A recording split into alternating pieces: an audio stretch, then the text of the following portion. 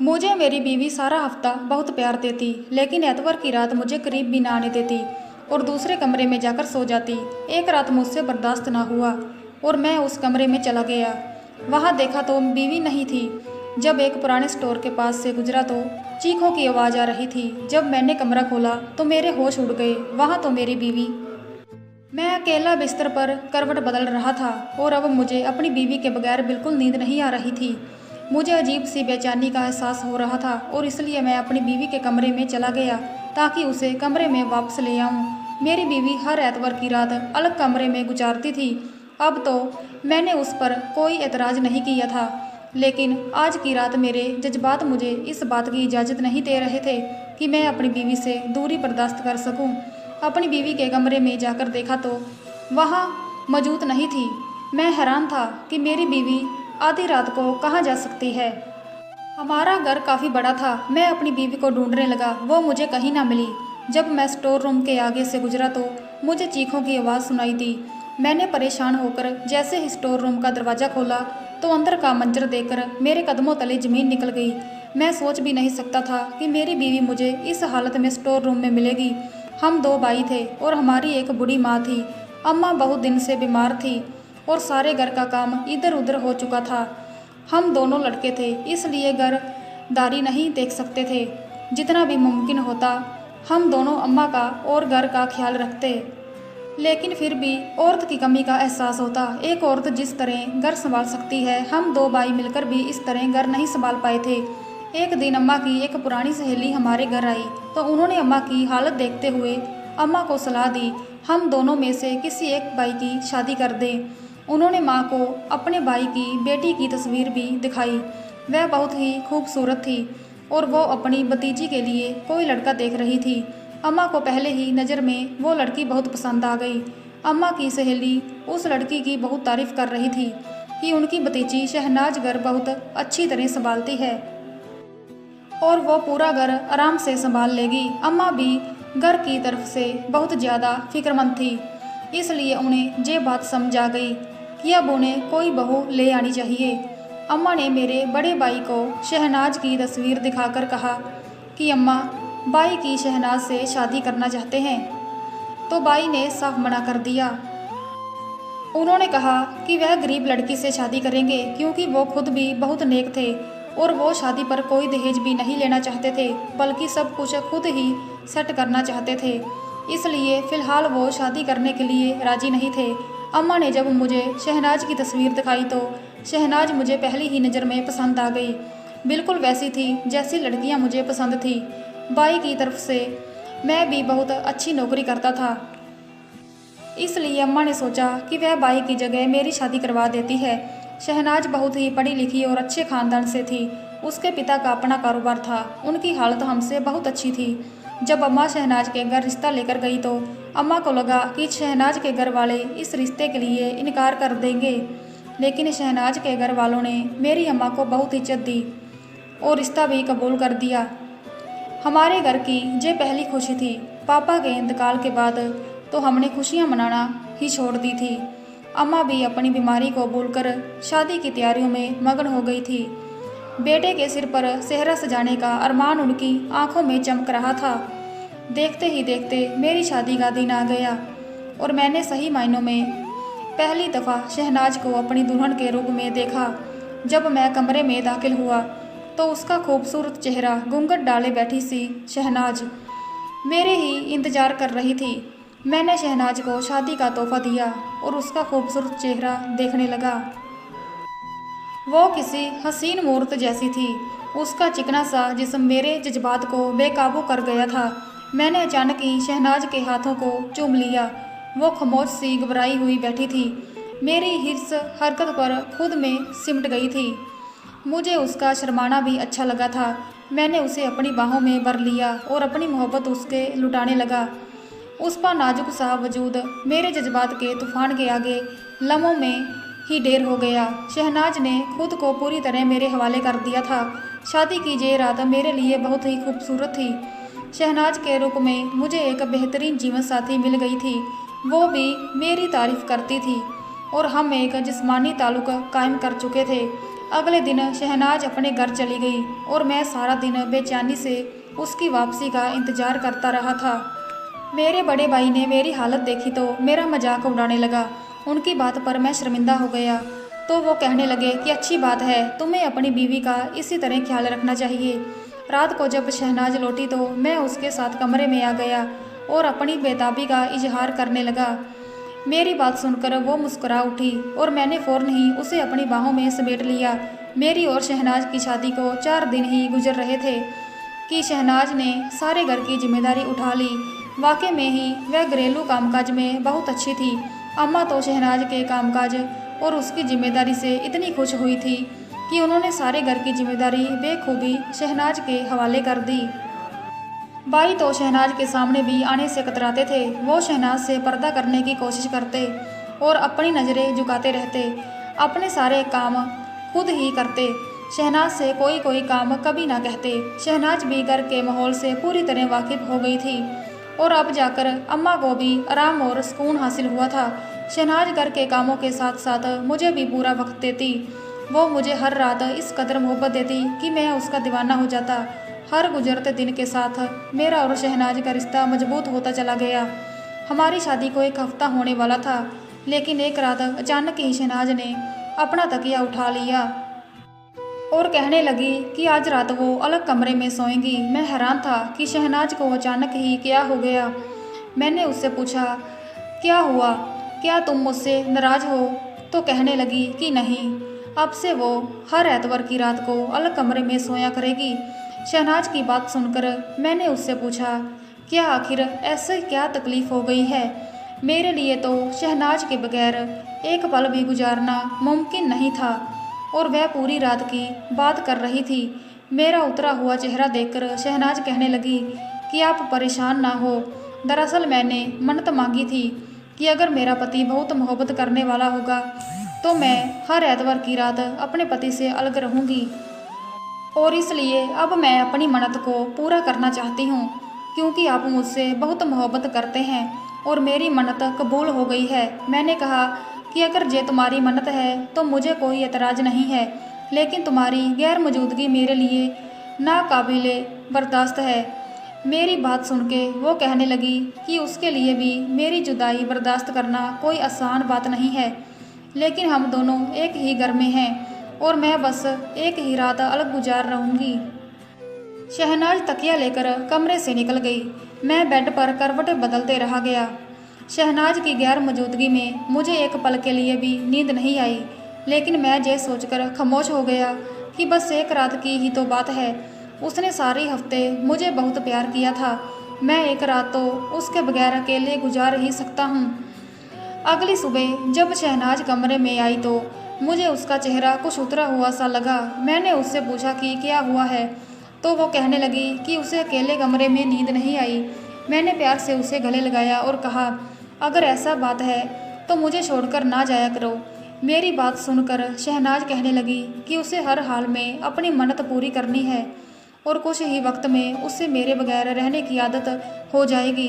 मैंने शहनाज को तंग करने के लिए कहा कि तुम बहुत जालिम हो, खुद पर भी जुल्म करती हो और मुझ पर भी जुल्म करती हो। तुम कोई और भी तो मन्नत मांग सकती थी, लेकिन तुमने तो मुझे तड़पाने के लिए ऐसी ही मन्नत मांगी है। शहनाज ने हल्के से मुझे देखा और घर के कामों में मशरूफ़ हो गई।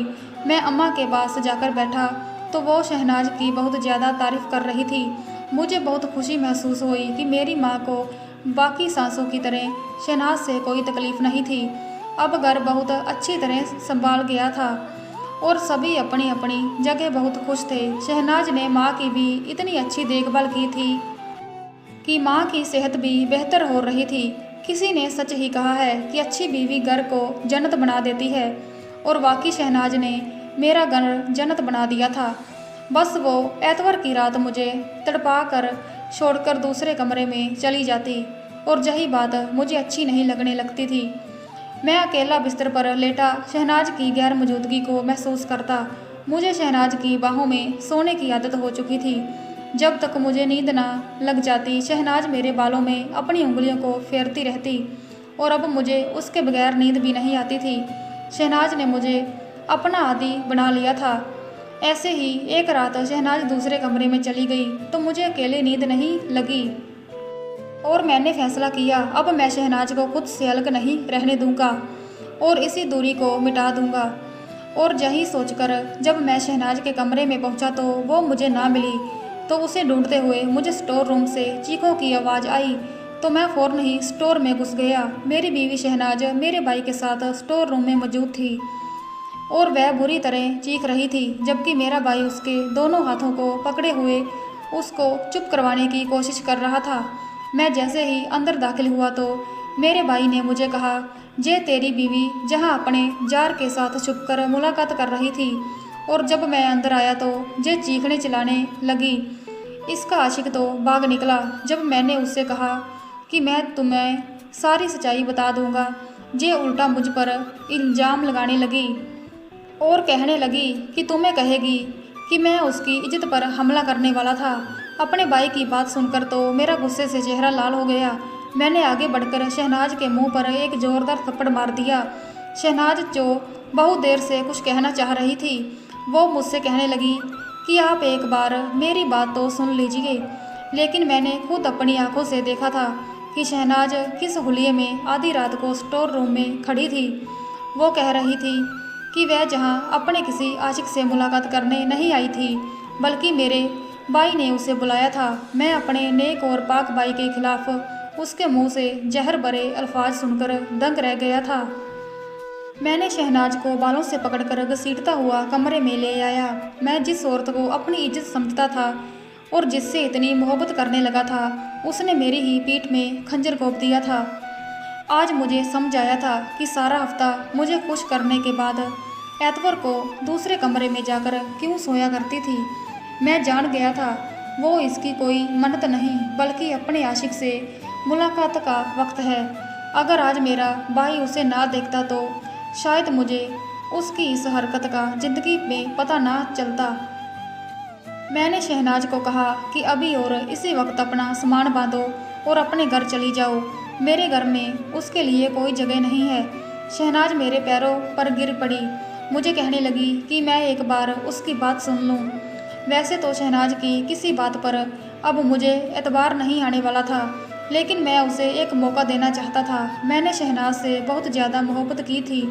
मैंने उससे कहा कि तुम्हारे पास एक आखिरी मौका है, तुमने जो भी कहना है एक बार ही कह दो। वो कहने लगी कि शादी से पहले एक लड़के को पसंद करती थी, लेकिन दोनों के बीच ऐसा कोई ताल्लुक नहीं था कि जिस पे शहनाज को शर्मिंदा होना पड़े। वो लड़का भी शहनाज को पसंद करता था, लेकिन उसके घर वाले रिश्ता भेजने के लिए राजी नहीं हुए। शहनाज के पास उस लड़के के दिए हुए कुछ तस्वीर मौजूद थे और वो लड़का दुबई जा रहा था। तो शहनाज ने सोचा कि वो उसकी तस्वीर उसे वापस कर दे, क्योंकि शहनाज मेरी बीवी बन चुकी थी और वो मुझसे मोहब्बत करने लगी थी। एक दिन जब वो अपनी माँ से मिलने के लिए अपने घर गई तो उसने तमाम सामान समेटे और उस लड़के को आखिरी बार मिलने के लिए एक होटल में बुलाया। वह उसे उसके सामान वापस करने के लिए गई, अपनी खुशगवार आज़ाद ज़िंदगी से आगाह कर दी और वो लड़का भी शहनाज को भूलकर अपनी ज़िंदगी में आगे बढ़ जाए। लेकिन वो आखिरी मुलाकात शहनाज की ज़िंदगी के लिए बवाल बन गई। जब शहनाज उस लड़के से मिलने के लिए गई तो वहाँ पर उसे मेरे भाई ने देख लिया और चुपके से उसकी वीडियो बना ली, जिसमें वो लड़का शहनाज का हाथ पकड़कर उसे अलविदा कह रहा था। शहनाज को लगा था कि माजी का ये किस्सा अब दफन हो जाएगा और वह मेरे साथ खुशी खुशी एक बेहतर ज़िंदगी गुजारेगी। लेकिन मेरे भाई ने उसकी वीडियो बनाई और उसे ब्लैकमेल करने लगा कि वो हफ्ते में एक रात मेरे भाई के साथ गुजारेगी। वो मेरे भाई की धमकियों से खौफजदा हो गई थी और मुझे छोड़ना भी नहीं चाहती थी, इसलिए उसने ये कदम उठा लिया और वह हर एतवार की रात मेरे भाई के साथ स्टोर रूम में गुजारने लगी। लेकिन ये सब वो अपनी खुशी से नहीं कर रही थी, इसलिए मेरे भाई की गलत हरकतों पर वो चीखने चिल्लाने लगती। शहनाज मेरे आगे हाथ जोड़कर रो रही थी। वो कह रही थी कि वो भी इस गुनाह भरी ज़िंदगी से निकलना चाहती थी, लेकिन मेरे बगैर वो जिंदा नहीं रह सकती थी, इसलिए कभी उसने सच बोलने की हिम्मत ना की। मैं गैर यकीनी के आलम में शहनाज को देख रहा था।